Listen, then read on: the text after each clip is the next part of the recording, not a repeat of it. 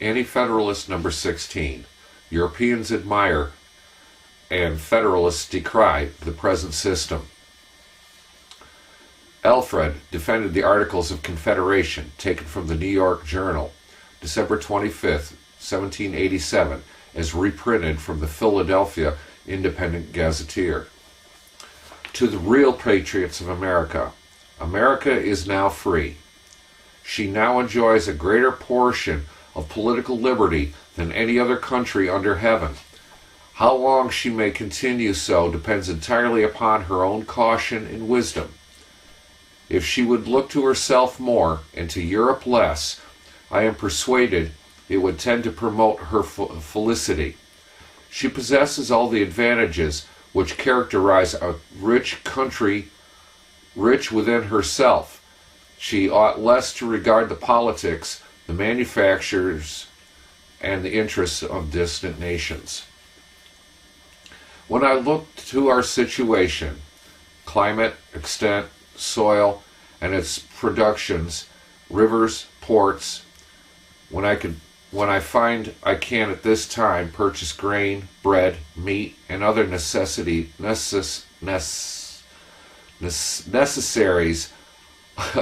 of life as reasonable a rate as in any country, when I see that we are sending great quantities of tobacco, wheat, and flour to England and other parts of the globe beyond the Atlantic, when I get on the other side of the western mountains and see an extensive country which for its multitude of rivers and fertility of soil is equal, if not superior, to any other, whatever when I see these things, I cannot be brought to believe that America is in that deplorable, ruined condition which some designing politicians represent, or that we are in a state of anarchy beyond redemption unless we adopt, without any addition or amendment, the new Constitution proposed by the late Convention, a Constitution which, in my humble opinion,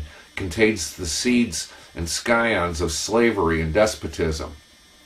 When the volume of American Constitutions by John Adams first made its appearance in Europe, we find some of the most eminent political writers of the present age and the reviewers of literature full of admiration and declaring they had never before seen so much good sense, freedom, and real wisdom in one publication. Our good friend, Dr. Richard Price, was charmed and almost prophesied the near approach of the happy days of the millennium. We have lived under these constitutions, and after the experience of a few years, some among us are ready to trample them under their feet, though they have been esteemed even by our enemies as pearls of great price.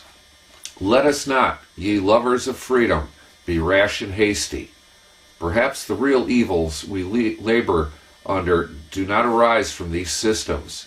There may be other causes to which our misfortunes may be properly attributed. Read the American Constitutions, and you will find our essential rights and privileges well guarded and secured. May not our manners be the source of our national evils? May not our attachment to foreign trade increase them? Have we not acted imprudently in exporting almost all our gold and silver for foreign luxuries? Is it now acknowledged that we have not a sufficient quantity of the precious metals to answer the various purposes of government and commerce, and without a breach of charity, it may be said that this deficiency arises from the want of public virtue in preferring private interest to every other consideration. If the states had in any tolerable degree been able to answer the requisitions of Congress, if the Continental Treasury had been so far assisted as to have enabled us to pay the interest of our foreign debt, possibly we should have heard little, but very little, about a new system of government. It is just observation that in modern times money does everything. If a government can command this unum necessarium from a certain revenue, it may be considered as wealthy and respectable. If not, it will lose its dignity, become inefficient and contemptible. But cannot we regulate our finances and lay the foundations for a permanent and certain revenue without undoing all that we have done, without making an entire new government?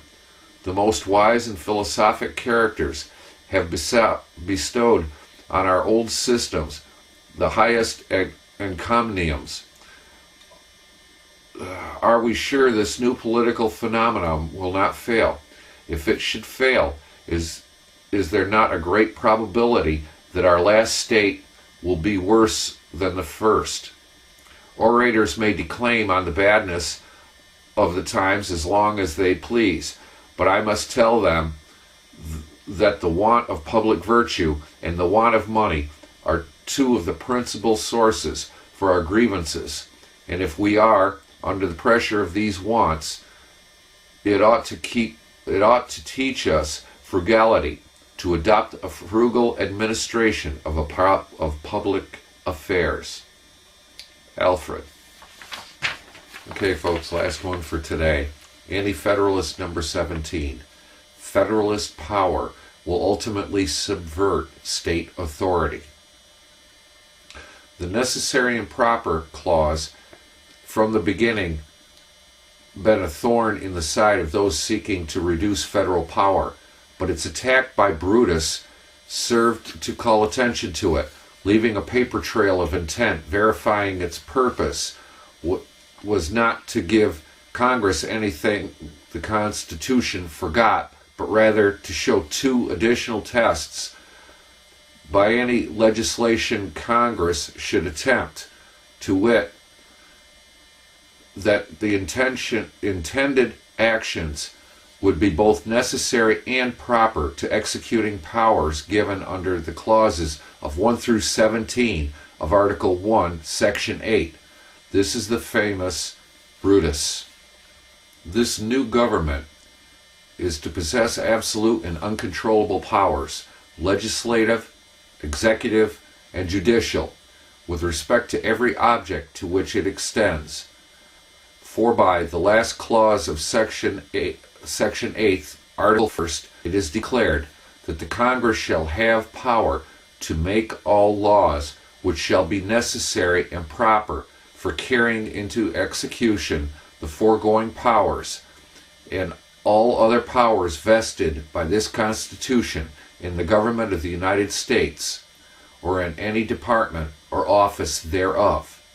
And by the 6th article, it is declared that this Constitution and the laws of the United States, which shall be made in pursuance thereof, and the treaties made, or which shall be made under the authority of the United States, shall be the supreme law of the land, and the judges in every state shall be bound thereby. Anything in the Constitution or law of any state to the contrary notwithstanding. It appears from these articles that there is no need of any intervention of the state governments between the Congress and the people to execute any one power vested in the general government, and that the Constitution and laws of every state are nullified and declared void so far as they are or shall be inconsistent with this Constitution or the laws made in pursuance of it, or with treaties made under the authority of the United States. The government, so far as it extends, is a complete one, and not a confederation. It is as much one complete government as that of New York or Massachusetts. It has an absolute and perfect powers to make and execute all laws, to appoint officers, institute courts, declare offenses, and annex penalties with respect to every object to which it extends, as any other in the world. So far, therefore, as its powers reach, all ideas of confederation are given up and lost.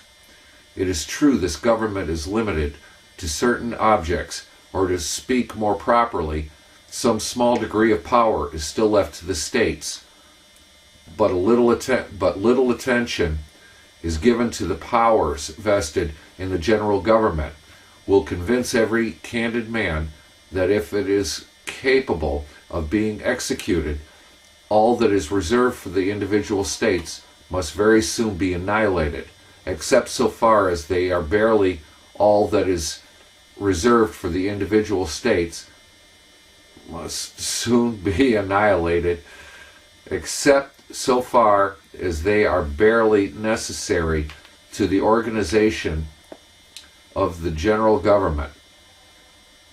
The powers of the general legislature extend to every case that is of the least importance. There is nothing valuable to human nature, nothing dear to free men, but what is within its power. It has the authority to make laws which will affect the lives, the liberty, and the property of every man in the United States, nor can the Constitution or laws of any state in any way prevent or impede the full and complete execution of every power given. The legislative power is competent to lay taxes, duties, imposts, and excises. There is no limitation to this power, unless it be said that the clause which directs the use to which those taxes and duties shall be applied may be said to be a limitation.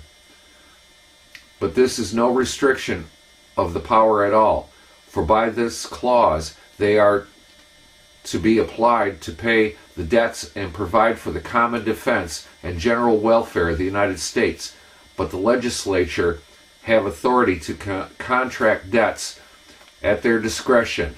They are the sole judges of what is necessary to provide for the common defense, and they only are to determine what is for the general welfare. This power, therefore, is neither more nor less than a power to lay and collect taxes, imposts, and excises at their pleasure. Not only the power to lay taxes unlimited as to the amount they may require, but it is perfect and absolute to raise them in any mode they please. No state legislature or power in the state governments have any more to do in carrying this into effect than the authority of one state has to do with that of another. In the business, therefore, of laying and collecting taxes, the idea of confederation is totally lost, and that of one entire republic is embraced. It is proper here to remark that the authority to lay and collect taxes is the most important of any power that can be granted. It connects with it almost all other powers, or at least will in process of time draw all others after it. It is the great mean of protection, security, and defense in a good government, and the great engine of oppression and tyranny in a bad one. This cannot fail of being the case if we consider the contracted limits which are set by this Constitution to the state governments on this article of raising money. No state can emit paper money, lay any duties or imposts or imports or exports, but by consent of the Congress, and then the net produce shall be for the benefit of the United States. The only means, therefore, left for any state to support its government taxes in any way they please. The only means, therefore, left for any state to support its government and discharge its debts is by direct taxation, and the United States have also power to lay and collect taxes in any way they please. Everyone who has thought on the subject must be convinced that but small sums of money can be collected in any country by direct tax. When the federal government begins to exercise the right of taxation in all its parts, the legislatures of the several states will find it impossible to raise monies to support their governments. Without money, they cannot be supported, and they must dwindle away, and, as before observed, their powers be absorbed in that of the general government. It might be here shown that the power in the federal legislature to raise and support armies at pleasure, as well as in peace and as in war, and their control over the militia, tend not only to a consolidation of the government, but the destruction of liberty. I shall not, however, dwell upon these, as a few observations upon the judicial power of this government, in addition to the preceding, will fully evince the truth of the position. The judicial power of the United States is to be vested in a Supreme Court and in such inferior courts as Congress may, from time to time, ordain and establish. The powers of these courts are very extensive. Their jurisdiction comprehends all civil causes, except such as arise between citizens of the same state, and it extends to all cases in law and equity arising under the Constitution. One inferior court must be established, I presume, in each state, at least, with the necessary executive officers appended thereto. It is easy to see that in the common course of things these courts will eclipse the dignity and take away from the respectability of the state courts. These courts will be, in themselves, totally independent of the states, deriving their authority from the United States and receiving from them fixed salaries. And in the course of human events, it is to be expected that they will swallow up all the powers of the courts in the respective states. How far the clause of the 8th section of the first article may operate to do away with all idea of confederated states and to effect an entire consolidation of the whole into one general government, it is impossible to say. The powers given by this article are very general and comprehensive, and it may receive a construction to justify the passing almost any law. A power to make all laws, which shall be necessary and proper for carrying into execution all powers vested by the Constitution in the government of the United States, or any department or officer thereof, is a power very comprehensive and definite, and may, for aught I know, be exercised in such a manner as entirely to abolish the state legislatures. Suppose the legislature of a state should pass a law to raise money to support their government and pay the state debt. May the Congress repeal this law, because it may prevent the collection of tax which they may think proper and necessary to lay to provide for the general welfare of the United States? For all laws made in pursuance of this Constitution are the supreme law of the land, and the judges in every state shall be bound thereby, anything in the Constitution or laws of the different states to the contrary notwithstanding. By such a law, the government of a particular state might be overturned at one stroke, and thereby be deprived of every means of its support. It is not meant by stating this case to insinuate that the Constitution would warrant a law of this kind unnecessarily to the fears of the people, by suggesting that the federal legislature would be more likely to pass the limits assigned them by the Constitution than that of an individual, further than they are less responsible to the people. But what is meant is that the legislature of the United States are vested with the great and uncontrollable powers of laying and collecting taxes, duties, imposts, and excises, of regulating trade, raising and supporting armies, organizing, arming, and disciplining the militia, instituting courts, and other general powers, and are by this clause invested with the power of making all laws proper and necessary for carrying all these into execution, and they may so exercise this power as entirely to annihilate all the state governments and reduce this country to one single government. And if they may do, it is pretty certain they will, for it will be found that the power retained by individual states, small as it is, will be a clog upon the wheels of the government of the United States. The latter, therefore, will be naturally inclined to remove it out of the way. Besides, it is truth confirmed by the unerring experience of ages that every man and every body of men invested with power are ever disposed to increase it and to acquire a superiority over everything that stands in their way.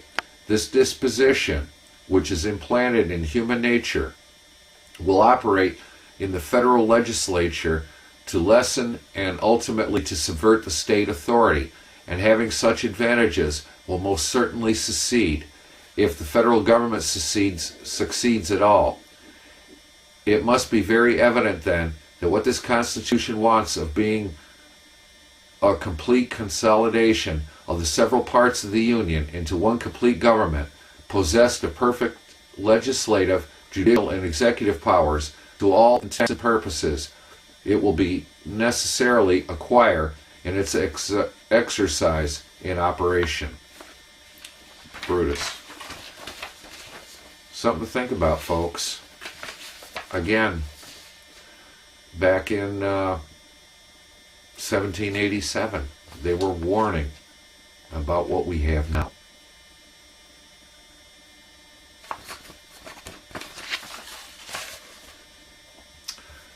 Leave comments down below. Willing to discuss this. We'll even take it on Blog TV if you want. We can discuss it there.